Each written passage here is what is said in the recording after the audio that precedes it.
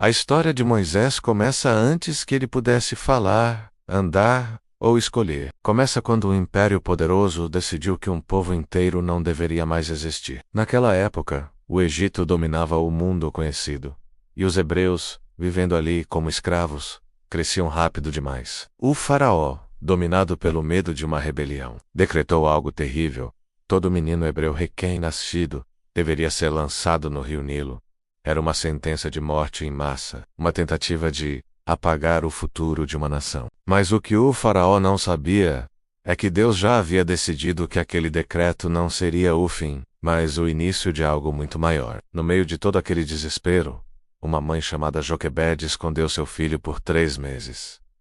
Imagine a tensão. Cada choro era um risco de morte. Cada dia era um milagre, um desafio contra a ordem do homem mais poderoso do mundo. Quando se tornou impossível escondê-lo, ela tomou uma decisão que exigia mais fé do que força. Em vez de entregar seu filho à violência dos soldados, ela o entregou às mãos de Deus. Com o coração partido, mas cheio de esperança, ela preparou um pequeno cesto de junco, o tornou à prova d'água, colocou o bebê dentro e o deixou flutuando entre as plantas na margem do Nilo.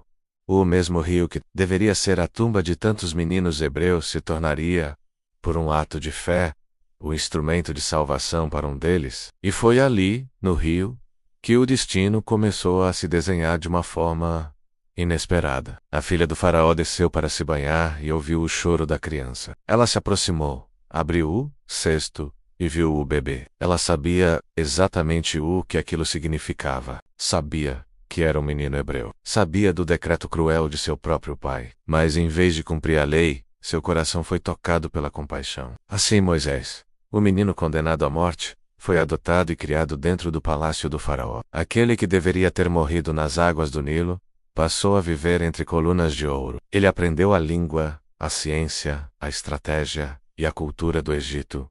Recebeu a melhor educação que o mundo antigo poderia oferecer. Tudo indicava que ele se tornaria alguém grande, um príncipe, talvez até o próximo faraó. Mas havia algo que o palácio, com todo o seu poder e riqueza, não podia mudar: sua identidade. Moisés cresceu dividido entre 2 mundos. Por fora, ele era um príncipe do Egito, com todas as regalias e privilégios. Mas por dentro, ele sabia que não pertencia àquele lugar. Ele via o sofrimento do seu povo, os hebreus, e sentia a injustiça da escravidão. Um dia, ao ver um egípcio espancando brutalmente um de seus irmãos hebreus, algo se rompeu dentro dele. A injustiça despertou uma ira que ele não soube controlar. Num impulso, Moisés matou o egípcio e enterrou o corpo na areia, acreditando que o problema estava resolvido. Mas o pecado nunca permanece escondido por muito tempo. No dia seguinte, ele tentou apartar uma briga entre 2 hebreus, e um deles o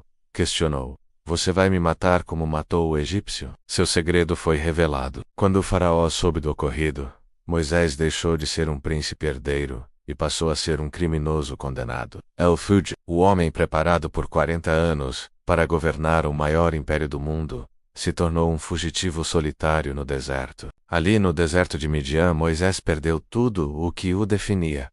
Perdeu seu status, seu nome, seu poder e seu futuro. De príncipe, passou a ser um pastor de ovelhas. Casou-se, teve filhos e seus dias se tornaram repetitivos, monótonos. O silêncio do deserto substituiu os aplausos e a agitação do palácio. Foram 40 anos assim, 40 anos de anonimato, de esquecimento, de quebra. E foi exatamente ali, quando tudo parecia ter acabado, quando Moisés não era mais ninguém aos olhos do mundo, que Deus começou de verdade. Porque Deus não chama alguém quando a pessoa está cheia de si, mas quando ela já foi esvaziada de seu orgulho e de sua autoconfiança. Um dia comum, enquanto pastoreava, se transformou no dia mais extraordinário de sua vida. Moisés viu algo impossível: uma sarça, um arbusto, que ardia em chamas, mas não se consumia. A curiosidade o fez se aproximar.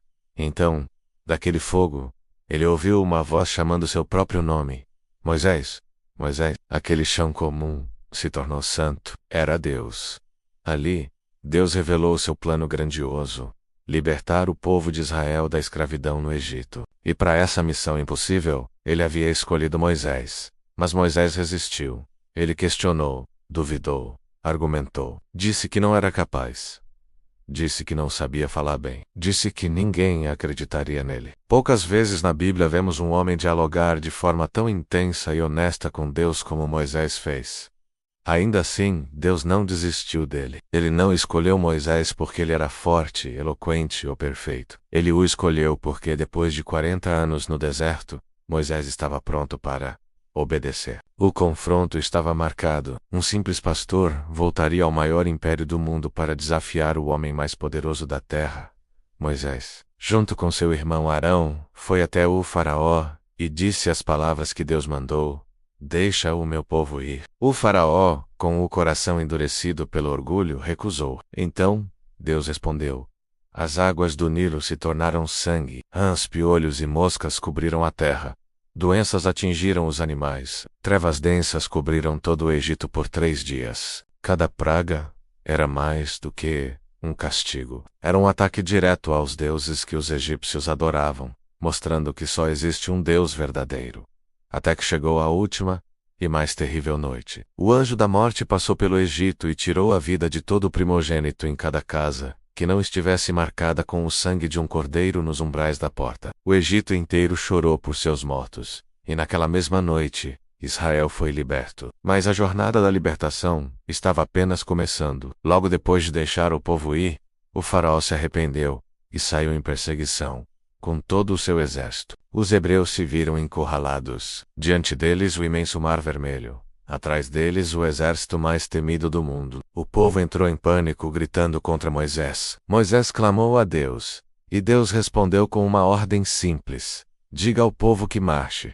E você, erga o seu cajado sobre o mar. Então, o impossível aconteceu. Um vento forte soprou durante toda a noite, e o mar se abriu. As águas se dividiram, formando 2 muralhas líquidas, e um caminho de terra seca apareceu no meio. Israel atravessou o mar em segurança. Quando o exército egípcio tentou seguir, as águas voltaram ao seu lugar e engoliram todos eles. Quando Deus abre um caminho, não resta dúvida de quem foi o autor do milagre. No deserto, Deus conduziu seu povo até o Monte Sinai.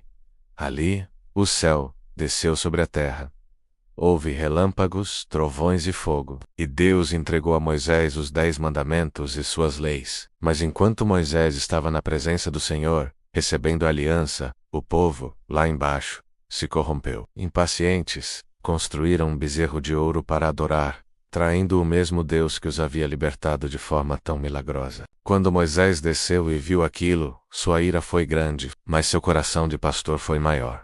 Ele intercedeu pelo povo, pediu misericórdia a Deus, chegou ao ponto de oferecer sua própria vida em troca do perdão para eles. Esse era o coração de um verdadeiro líder, um reflexo do próprio coração de Deus. Moisés conduziu Israel pelo deserto por 40 anos. Ele viu milagres, quedas, rebeldias e restauração. Ele não entrou na terra prometida por causa de uma desobediência, mas a viu de longe, do alto de um monte. Sua missão final não era conquistar terras, mas formar um povo, preparar uma nação para Deus.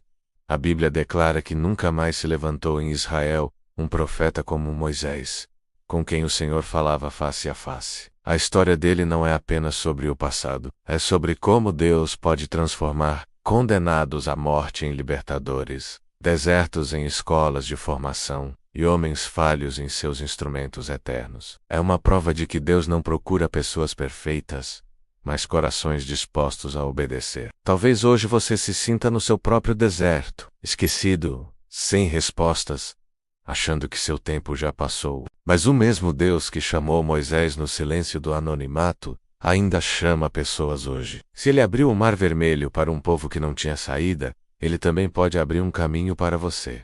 Nada na sua jornada foi em vão, nem o deserto, nem a espera, nem as lágrimas. Deus é especialista em transformar fugas em propósito e dor em libertação. Se essa história falou com o seu coração, não deixe essa mensagem terminar aqui. Deixe o seu like, porque isso ajuda essa palavra a alcançar mais pessoas que precisam ouvi-la. Inscreva-se no canal para mais histórias da Palavra de Deus, contadas com verdade e profundidade. E compartilhe este vídeo com alguém que precisa ser lembrado de que Deus ainda abre caminhos onde não parece existir saída. Por fim, eu te convido a declarar sua fé nos comentários. Escreva: Deus ainda abre o mar. Que a paz de Deus alcance sua casa, sua família e sua história. A gente se vê no próximo vídeo.